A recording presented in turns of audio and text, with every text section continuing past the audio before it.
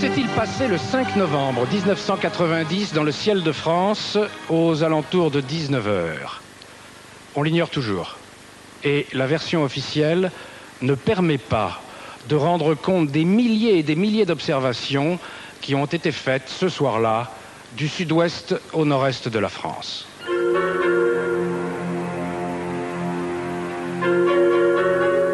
C'est le 5 novembre 1990, vers 19h, que des milliers de témoins ont simultanément aperçu dans toute la France d'étranges phénomènes lumineux dans le ciel.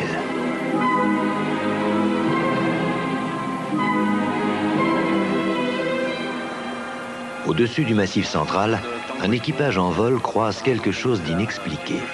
Ce qui vole devant eux n'émet aucun écho sur leur radar, ni sur ceux de la tour de contrôle. France contrôle de Tango Echo négatif.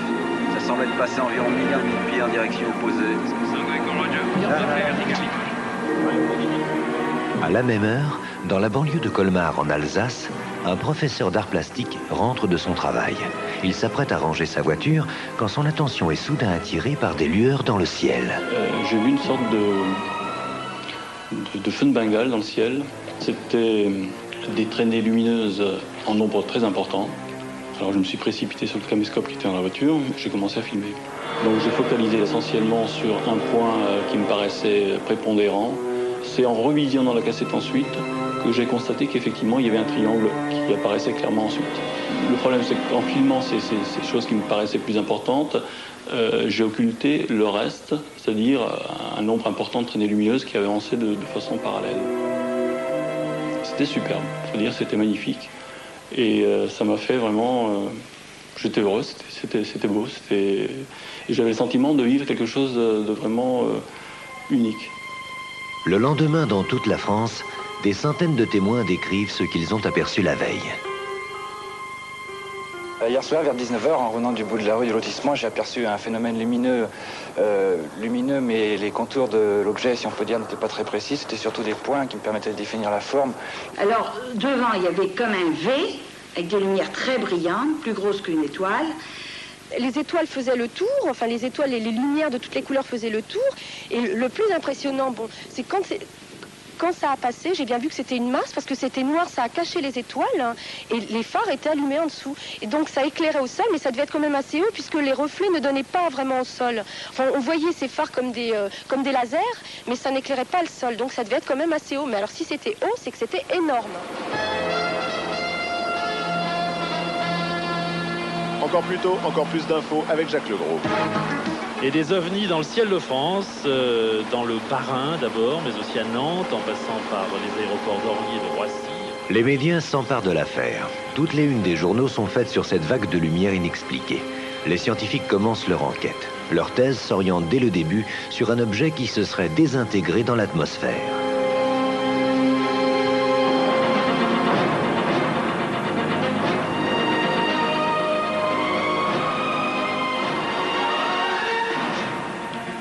Messieurs, bonsoir. Vous avez été très nombreux hier soir à nous appeler pendant le journal et juste après pour nous signaler les étranges phénomènes que vous constatiez un peu partout dans le ciel de France, mais aussi hors de nos frontières.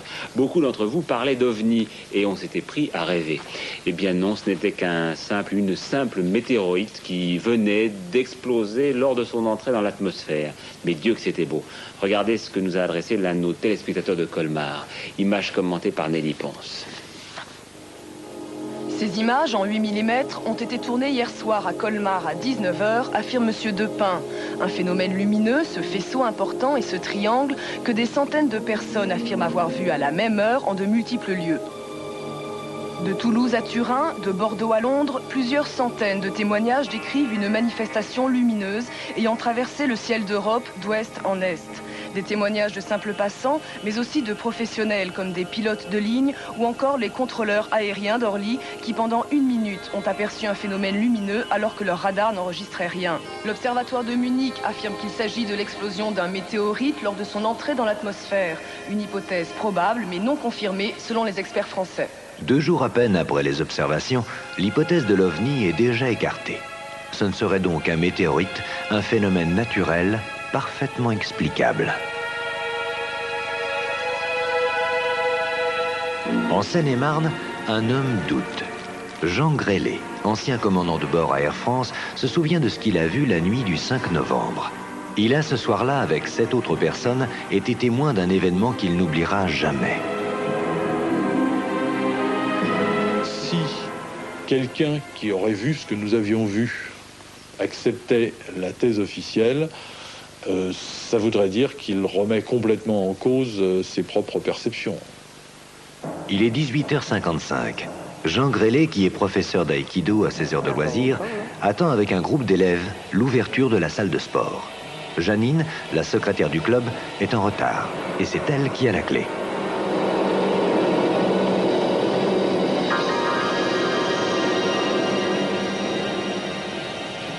C'est alors qu'un des élèves, André Bouteloup, aperçoit dans le ciel des lumières étranges qu'il n'arrive pas à identifier.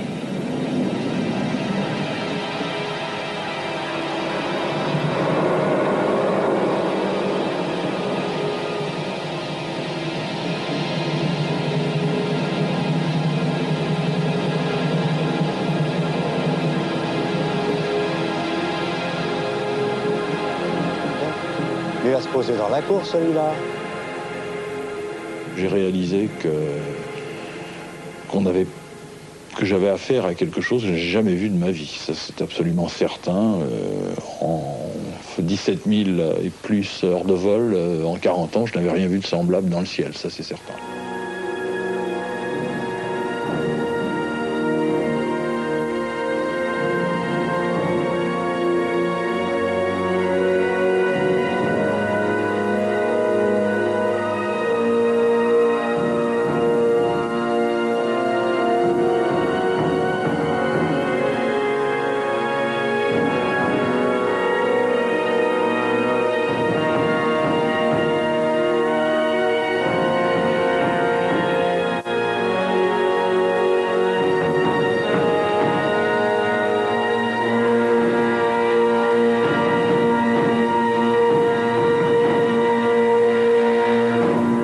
J'ai vu quelque chose d'inexplicable, et ça reste quelque chose d'inexplicable.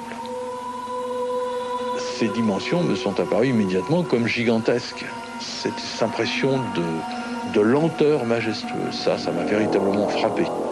J'ai vraiment eu l'impression de voir passer une ville dans le ciel. Une ville, tellement ça m'a paru grand.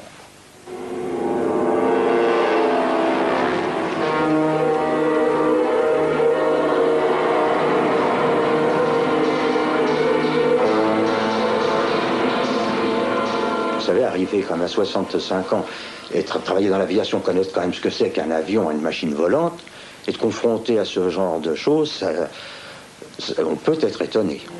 D'après les estimations que nous avons faites, sur le moment, ça nous donne quand même un engin qui devait avoir 300 à 400 mètres de long et 80 mètres d'épaisseur. Puis, toujours en silence, l'engin vire lentement et s'éloigne.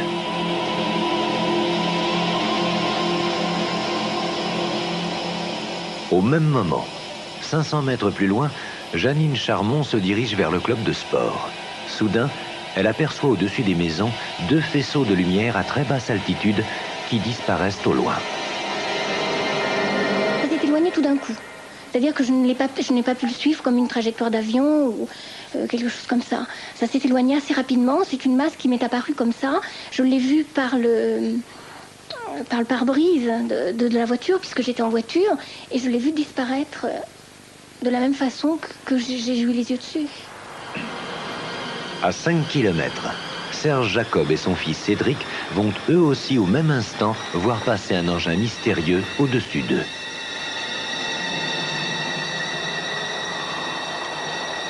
J'ai vu 2 lumières qui étaient assez écartées, qui se déplaçaient parallèlement, et j'avais l'impression qu'il y avait quelque chose entre ces lumières, une masse sombre, et ça me paraissait assez grand.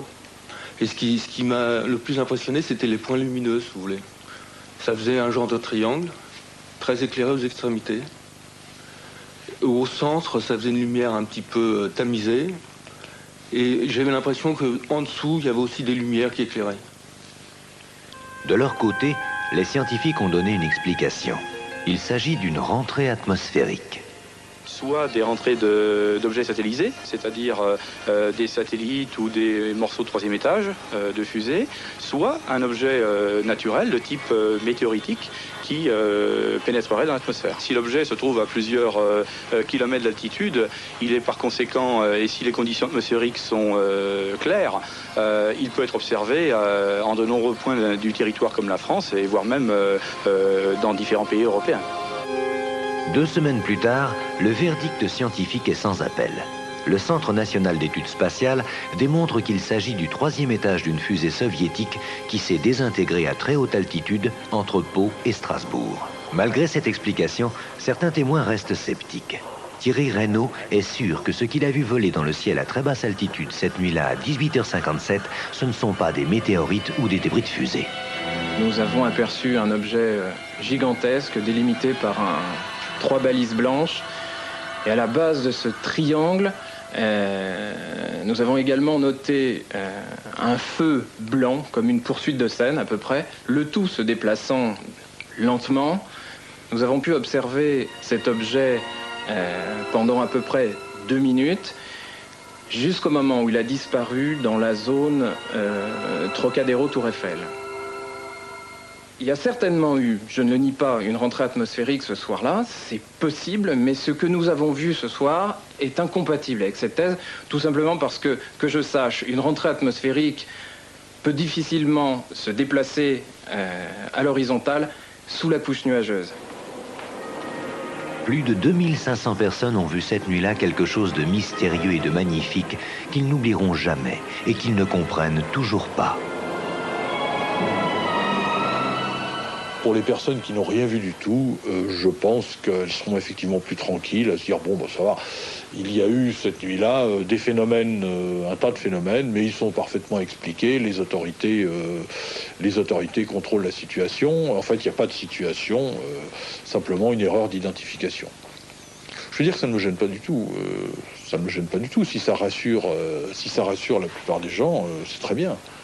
Bon, on est très déçus parce qu'on sait que c'était, il n'y a pas de mystère. J'y crois pas. À ce qu'on m'a dit, j'y crois pas. Ah, vous croyez pas? Non, non. En revanche, aux ovnis, vous croyez, vous? Ah oui, tout à fait. D'abord, on a toujours l'impression qu'on veut cacher la vérité aux gens parce qu'on ne veut pas leur faire peur, on ne veut pas les effrayer. Ça, c'est une histoire qui date de très longtemps aux États-Unis aussi. Paraît-il qu'au Pentagone, on a récupéré des ovnis, etc. Mais on ne dit rien parce qu'on ne veut pas effrayer. Moi, personnellement, ça me fait rêver. Je ne crois pas du tout à cette explosion du satellite russe qui aurait traversé la diagonale Pau-Strasbourg comme ça. Non, j'y crois pas. Mais ça, c'est mon affaire. Mais de toute façon... Vous croyez à quoi, alors? Je crois aux ovnis. Il faut croire aux ovnis. Il faut croire qu'on n'est pas seul.